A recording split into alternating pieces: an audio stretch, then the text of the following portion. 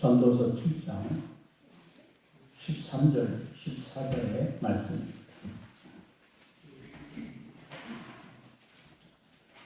하나님께서 행하시는 일을 보라. 하나님께서 곱게 하신 것을 누가 능히 곱게 하겠느냐. 형통한 날에는 기뻐하고 곤고한 날에는 되돌아 보아라.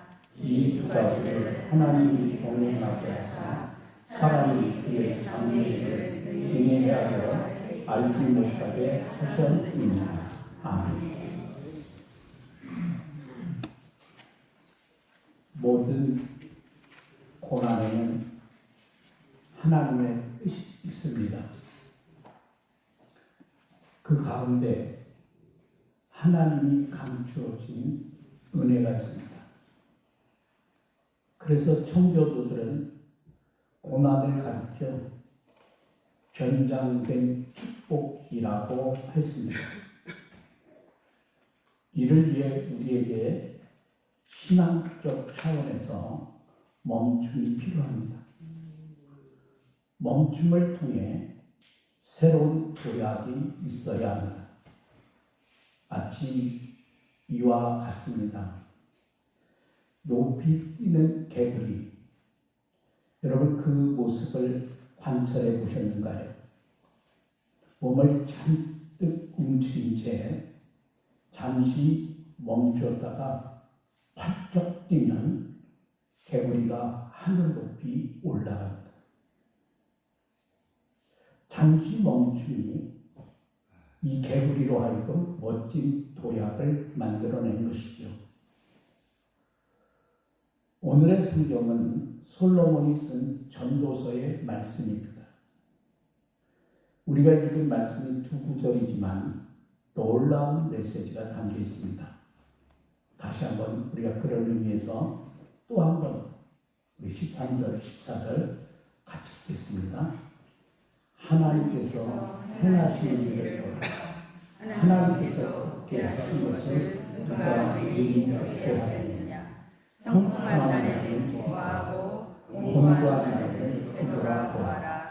이 두 가지를 하나님이 병행하게 하사 사람이 그의 장래일을 능히 헤아려 알지 못하게 하셨느니라. 아멘. 여기 굳게 하신 것은 고난을 가르칩니다. 하나님이 작정하시고 우리에게 고난을 주신다면 어떻게 거스릴 수 있겠느냐 하는 말씀이죠. 여러분 그렇지요? 세상 만사가 내 마음대로 되는 게 아닙니다. 하나님이 통치하시고 섭리하십니다. 하나님은 우주 만물과 인간을 창조하셨으니까 창조주이시죠. 그런데 방치하고 초월에 계시지 않습니다. 그 가운데 임재하시고 모든 인간과 만물을 다스리십니다. 물론 죄로 말미암아 영원히 죽을 인생을 십자가 대속의 은혜로 구원하십니다. 그리고 종말의 날 모든 인간을 하나님께서 심판하십니다. 무엇보다 개개인의 생사화복, 나라와 민족, 그리고 세계와 인류의 흥망성쇠를 주관하시고 더 나아가 우주 만물을 통치하시고 섭리하십니다. 솔로몬은 하나님이 또 어떻게 섭리하고 계시는지를 이렇게 증거합니다. 14절입니다. 형통한 날에는 기뻐하고 곤고한 날에는 뒤돌아보아라. 이 두 가지를 하나님이 병행하게 하사 사람이 그의 장래일을 능히 헤아려 알지 못하게 하셨느니라. 형통과 고난으로 섭리하십니다. 여러분 우리가 인생을 살다 보면 항상 좋은 일만 있는 게 아니지요. 어느 때는 나쁜 일도 있습니다. 미래는 하나님의 영역이므로 모르게 하십니다. 그러므로 하나님은 인간이 점치는 것을 아주 싫어하십니다. 언제 형통이 올지, 언제 고난이 올지 모르니까 오직 겸손함으로 하나님만 바라보며 섭리를 잘 따르기를 우리 하나님께서 원하십니다. 여러분, 하나님이 이렇게 형통과 고난을 교차적으로 허락하시며 섭리하신 이유는 무엇일까요? 그것은 하나님의 선한 뜻 가운데 인생을 바르게 인도하시려는 하나님의 의도입니다. 인간은 죄인이라 그의 욕심과 뜻대로 다 해주면 오히려 멸망합니다. 그래서 하나님은 때때로 우리에게 고난이나 슬픔을 허락하십니다. 그래야 적절하게 조화와 균형을 이루며 인생을 바르게 살 수 있기 때문입니다. 바울이 증거한 말씀 그대로입니다.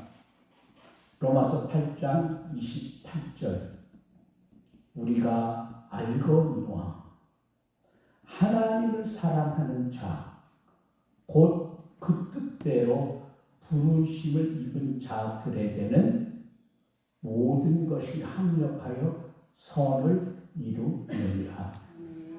여기 모든 것, 기쁨과 슬픔, 형통과 고난, 순경과 역경을 포함합니다. 우리는 얼른 생각해서 형통이나 기쁜 일만 계속 있으면 좋을 줄 알지만 현실은 그렇지 않습니다. 여러분, 비유해서 말씀을 드리면 매일 오늘과 같이 햇빛이 내리지면 어떻게 될까요? 구질구질하게 비가 오지 않으니까 산뜻하고 좋기만 할까요? 계속 여러 비 한 방울 내리지 아니하고 좋은 날, 햇빛만 내리지는 날이 되면 땅이 사막으로 변해버립니다. 반대로 매일 비만 오면 어떻게 될까요? 이 땅에 홍수가 납니다. 그래서 하나님께서는 적절하게 섞어주셔서 우리로 하여금 좋은 땅을 만들어 주시는 겁니다. 그러면 우리는 어떻게 살아야 할까요? 오늘 성경은 형통한 날에는 기뻐하고 곤고한 날에는 뒤돌아봐라. 형통할 때는 기뻐하라 말씀하십니다. 하나님이 주신 것을 깨닫고 겸손히 감사하며 여러분 즐기라는 겁니다. 이게 바로 인생의 행복입니다. 그리고 고난이 올 때는 뒤돌아보라 말씀합니다. 뒤돌아보라고 하는 이 단어가 한글 개역본에서는 생각하라 이렇게 표현이 되어 있어요. 히브리 언어로는 라하라고 하는 단어인데 이 라하라고 하는 단어는 고려하다, 조사하다, 판단하다 이와 같은 뜻을 담고 있습니다. 다른 말로 표현하면 곰곰이 잘 생각해 보라고 하는 말씀입니다. 고난은 잠시 멈춤의 신호입니다. 하나님의 섭리 가운데 고난을 주시면서 말씀하십니다. 예, 잠시 멈추어라. 그리고 생각 좀 하고 살아라. 여러분, 고난을 통해 우리를 망하게 하려고 하는 것이 결코 아닙니다. 우리가 잘 생각하고 올바른 방향을 찾아 살아가게 하시려고 하나님이 고난을 허락하십니다. 예레미야가 3장 33절에 보면 이런 말씀이 기록되어 있습니다. 주께서 인생으로 고생하게 하시며 근심하게 하시면 본심이 아니시로다. 그렇다면 분명 고난에는 무슨 사연이 있고 뜻이 있을 겁니다. 여러분, 고난이 올 때 여러분이 잘 생각해 보시기 바랍니다. 하나님이 왜 나에게 이런 고난을 주셨는가? 고난의 때에 잘 생각하며 우리는 감사의 시간을 가져야 합니다. 영어로 생각한다는 말은 또 감사한다는 말, 이 두 단어의 어원이 같다고 해요. 잘 생각하면 어떤 경우에도, 심지어 우리가 고난의 상황에서도 감사할 수 있습니다. 그러므로 여러분이 생각하시면서 감사할 수 있는 여러분이 되시기를 바랍니다. 사람의 생각이라는 게 정말 희한합니다. 형통할 때 깨닫지 못하던 감사를 내가 오히려 고난을 당할 때 오히려 깨닫게 됩니다. 어느 여집사님이 평소에 건강하셨던 분인데 갑자기 발병을 하셨어요. 병원에 계시니까 퇴원해서 자택에 이제 퇴원해서 오셨으니까 목사님이 신방을 갔습니다. 많이 수척해지셔서 조심스러운 마음으로 예배를 인도하려고 자리를 잡았는데 예배상 위에 감사 봉투를 올려놓으신 것이 목사님 눈에 보였습니다. 그런데 그 봉투에 감사 봉투에 제목이 적혀 있습니다. 낮추어 주셔서 감사. 기도하게 하셔서 감사. 평소에는 몰랐는데 이 집사님이 투병을 하다 보니까 낮아지게 되었고 모든 게 하나님의 은혜임을 깨닫게 됐습니다. 그리고 연약하니까 이제는 하나님만 의지하며 기도하게 된 것, 모든 것이 이제는 감사하게 되었다는 고백이었습니다. 여러분, 이게 우리의 신앙 아닐까요? 모든 게 하나님의 은혜입니다. 우리는 호흡이 있는 한 하나님 앞에 감사할 수 있습니다. 아니, 숨지는 순간에도 천국에 갈 수 있기에 여전히 우리는 감사할 수 있습니다. 그래서 사도 바울은 범사에 감사하라 우리에게 권면합니다. 데살로니가전서 5장 18절 범사에 감사하라. 이것이 그리스도 예수 안에서 너희를 향하신 하나님의 뜻입니다. 고난의 때에 제일 잘 생각하며 우리는 인내의 시간을 가져야 합니다. 우리는 하나님의 약속을 믿습니다.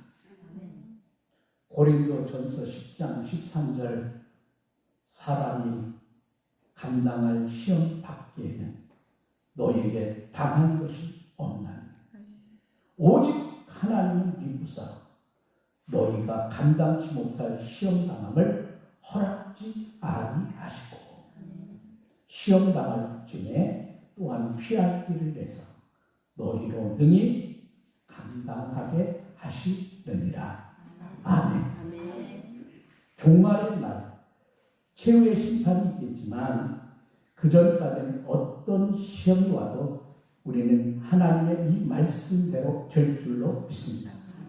여러분, 어떤 고난이 올지 모르지만 분명히 우리가 감당할 수 있는 시험이 있습니다. 그렇지. 이 때문에 여러분 지나치게 두려워하지 마시고 인내하며 하나님께서 예비하신 은혜로 여러분 나갈 수 있기를 바랍니다. 여러분, 우리 인생도 마찬가지예요. 하나님이 주시는 멈춤 이 시간을 믿음으로 우리가 잘 보내야 아름다운 꽃처럼 우리의 인생이 피어납니다. 바라건대 그 멈춤의 시간이 잠시 멈춤되기를 바랍니다. 무엇보다도 하나님이 우리에게 고난을 주실지라도 반드시 그 후에 하나님의 은혜가 있다는 것을 여러분은 기억할 수 있기를 바랍니다. 다윗은 고난 중에도 은혜를 예비해 주시는 하나님을 바라보며 이렇게 노래했습니다. 시편 30편 5절에 그의 노여움은 잠깐이요 그의 은총은 평생이로다. 저녁에는 울음이 깃들지라도 아침에는 기쁨이 오리로다. 아멘. 여러분, 지금 잠시 멈출 수 있습니다. 그러나 그 고난 앞에 결코 낙심하거나 여러분 불평하지 마세요. 하나님께서는 다 계획이 있습니다. 우리를 낮추시고 연단하시고 우리를 다시 세우십니다. 우리나라도 다시 세우십니다. 부디 이런 확신을 갖고 잠시 여러분 멈춤의 시간을 통해 더 여러분이 높은 신앙으로 그리고 더 풍성한 하나님 은혜로 나아가는 여러분 모두가 되시기를 바랍니다. 기도하겠습니다. 하나님 아버지, 하나님께서 행하시는 일을 보라. 하나님께서 돕게 하신 것을 누가 능히 돕게 할 수 있으며 형통한 날에는 기뻐하고 곤고한 날에는 뒤돌아보라. 주님 우리께 말씀합니다. 잠시 우리가 멈춤을 통하여 하나님의 은혜를 생각합니다. 여기에 또 다른 하나님의 은혜와 깊은 뜻이 있음을 우리는 발견하게 됩니다. 오늘을 살아감에 있어서 고난은 변장된 축복이라 했습니다. 오늘의 고난이 더 큰 우리를 믿음의 사람으로 세워갈 줄로 믿습니다. 하나님을 사랑하는 자, 그 뜻대로 부르심을 입은 자들에게는 모든 것이 합력하여 선을 이룬다는 것이 하나님의 말씀이십니다. 오늘 하나님의 말씀을 따라 믿음으로 살기를 원합니다. 하나님의 말씀을 따라 믿음으로 살 때에 우리는 반드시 승리하는 역사가 일어날 줄로 믿습니다. 우리 모두가 이 믿음의 주인공, 승리의 주인공 되기를 원합니다. 하나님 함께 하시고 은혜로 도와주시옵소서. 언제나 우리를 사랑하신 예수 그리스도 이름으로 간절히 기도합니다. 아멘.